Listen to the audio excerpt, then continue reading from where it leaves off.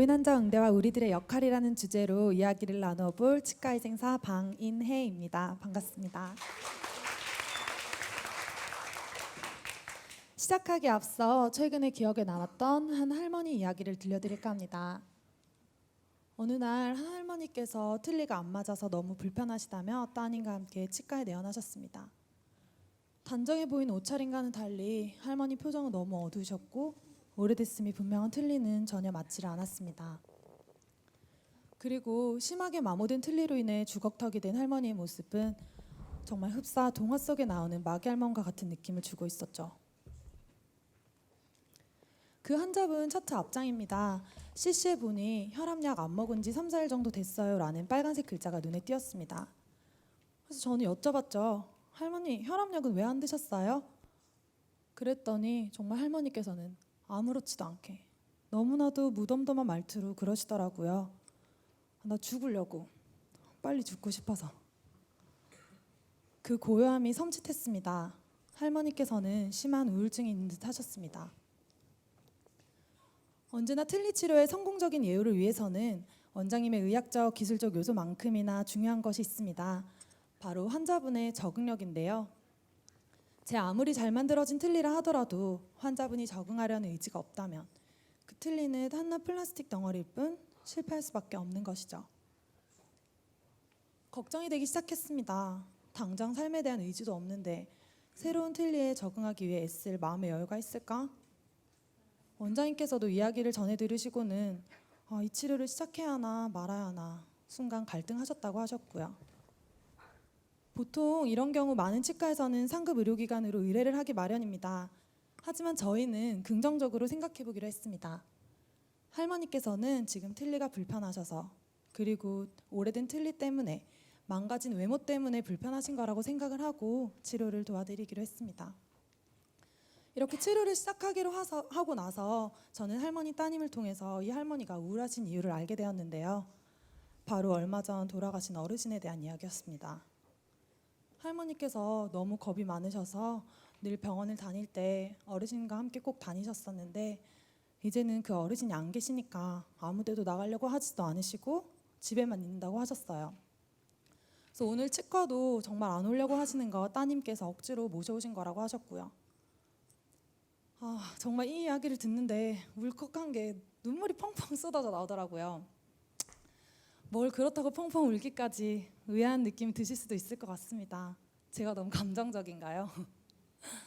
그렇기도 합니다만 세상에서 가장 소중한 사람 다들 있으시죠? 제가 제일 사랑하는 사람은 저희 할아버지 할머니셨습니다. 저희 할아버지 할머니는 지금 사진에서 보시다시피 굉장히 사이가 좋으셨습니다. 항상 두 분이서 같이 다니시고 저희 할머니께서도 몸이 많이 편찮으셨었는데 지난 10여 년 동안 할아버지께서는 할머니 병수발을 직접 다 드셨고 어쩌다가 할머니께서 미용실이라도 다녀오시면 우리 마누라 예뻐 죽겠네 하고 아낌없이 볼에 뽀뽀하시고 칭찬하시고 정말 연인 같았거든요. 그러다 할머니께서 긴 투병 끝에 돌아가시게 되셨는데 정말 할머니의 병수발을 다 드실 만큼 온 집안 살림을 도맡아서 하실 만큼 건강하셨던 할아버지께서 급속도로 건강이 나빠지기 시작하시더니 지난 주말이 딱 저희 할아버지 첫 기일이셨어요. 할머니께서 돌아가신 지 만 3년 정도 만에 할아버지도 할머니 곁으로 가시게 되셨습니다. 이 틀니 할머님을 뵈면서 정말 저희 할머니 할아버지가 너무 많이 생각이 났던 거죠.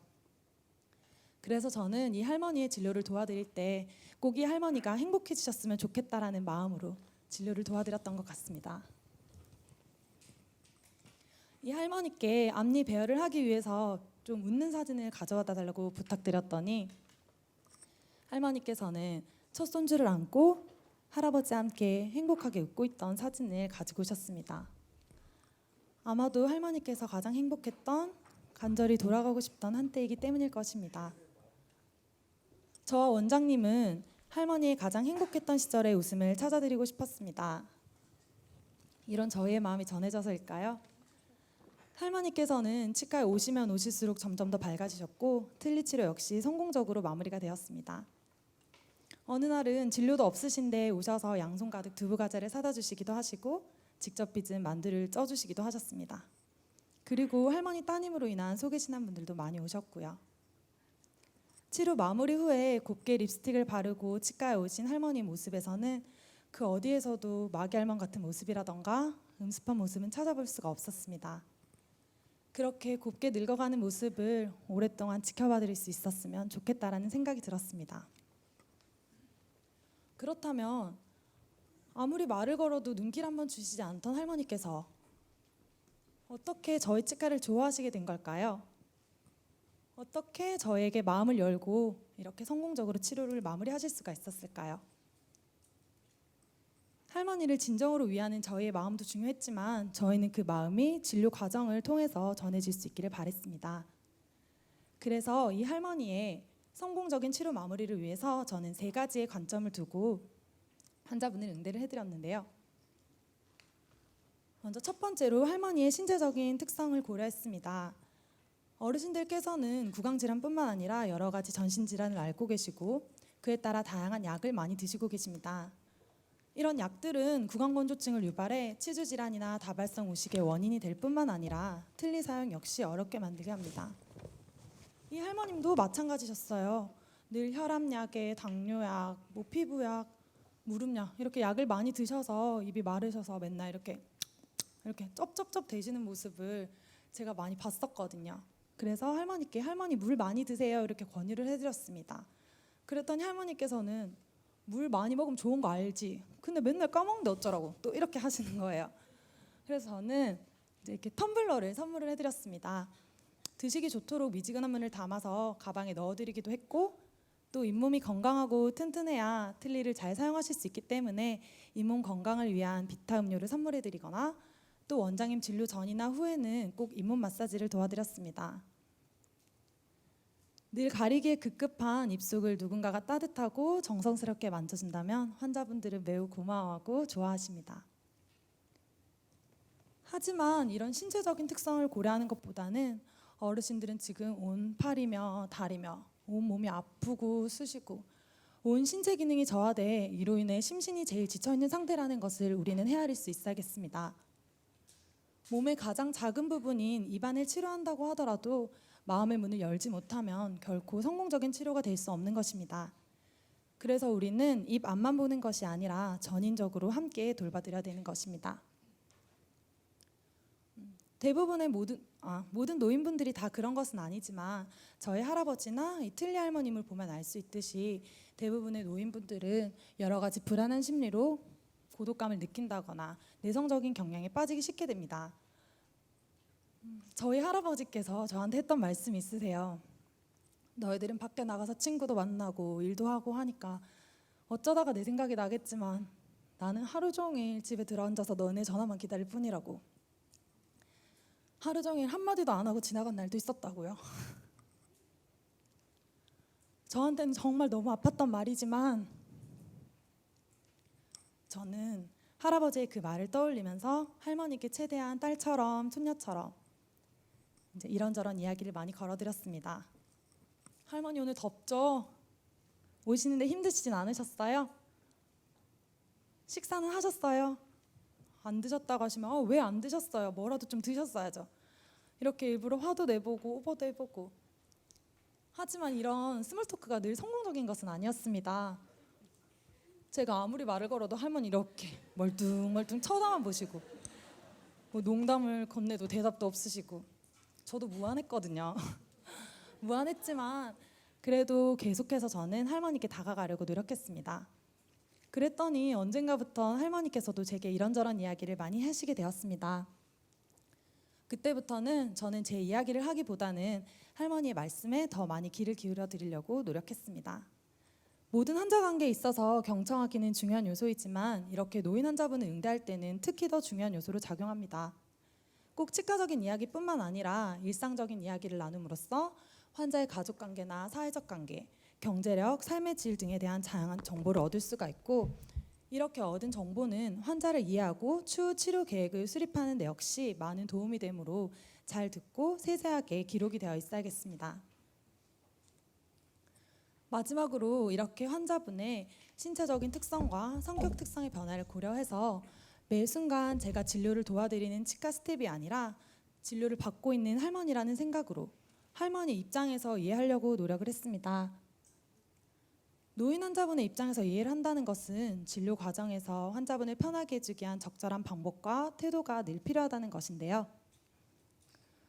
노인분들은 대부분 두리뭉실하게 대답하는 경우가 많고 본인의 의사 표현을 명확하게 하지 못하시는 분들이 많으시기 때문에 저는 진료 중 할머니의 손짓과 발짓에 더욱더 눈길을 많이 두었습니다. 꼭 말씀을 하지 않으시더라도 할머니의 자세 변화를 눈여겨서 세심하게 관찰하면 지금 아프신 데는 없으신지, 진료가 불편하신 데는 없으신지, 진료에 대한 반응을 알 수가 있어서 빠른 대처가 가능합니다. 그리고 어르신들은 청각 능력이 떨어질 뿐 이해 능력이 떨어지는 것이 아니라는 것을 꼭 기억을 하고 잘 이해를 못하시는 것 같으시더라도 급하게 생각하지 않고 필요한 만큼 반복 설명해 드렸습니다. 또 구구절절 이야기를 늘어놓기보다는 이렇게 간략하게 정리된 사진을 보여드리거나 아니면 태블릿 PC에 있는 동영상 위주로 보여드리면서 치료 과정을 설명드렸습니다. 이런 시각적인 자료를 이용하는 것은 환자분들이 치료 과정을 이해하시는 데 많은 도움이 됩니다.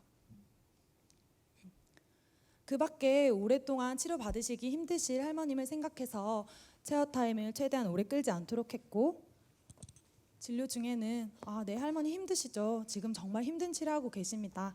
하지만 요거만 지나면 조금 더 좋아지실 거예요. 이렇게 치료 과정을 통해서 얻게 될 기쁨과 행복에 대해서 끊임없이 설명드리고 격려를 해드렸습니다. 늘 긍정적인 표현을 많이 해드리는 것이 중요합니다.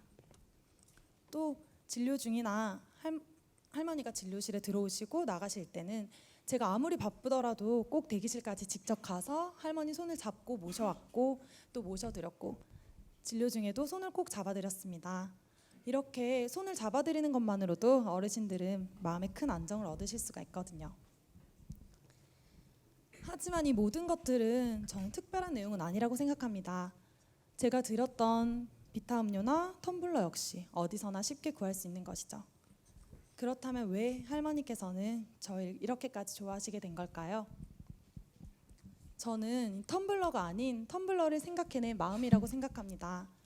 처음부터 이 할머니를 보면서 저희 할아버지 할머니를 생각했고 아프지 않으셨으면 좋겠고 행복해지셨으면 좋겠다라는 마음이 모두 진심이었기 때문일 것입니다.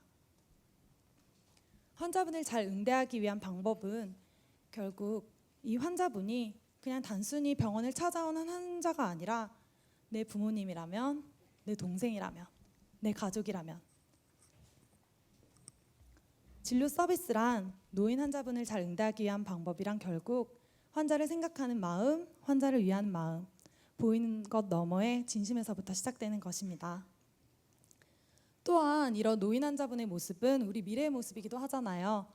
나라면 내가 할머니 할아버지가 되었을 때 의료진이 나를 어떻게 대해주길 바라는가라는 역지사지의 마음으로 다가간다면 몸이 아픈 환자분들에게 마음까지 아프게 하는 일은 줄어들 수 있지 않을까 생각이 듭니다.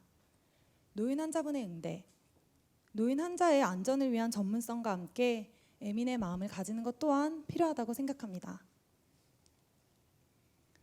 우리 부모님들께서는, 우리 할머니 할아버지들께서는 자식들을 배굴리지 않기 위해 또 우리들을 행복하게 해주기 위해 최선을 다해 일하시며 자신의 삶을 희생하셨습니다.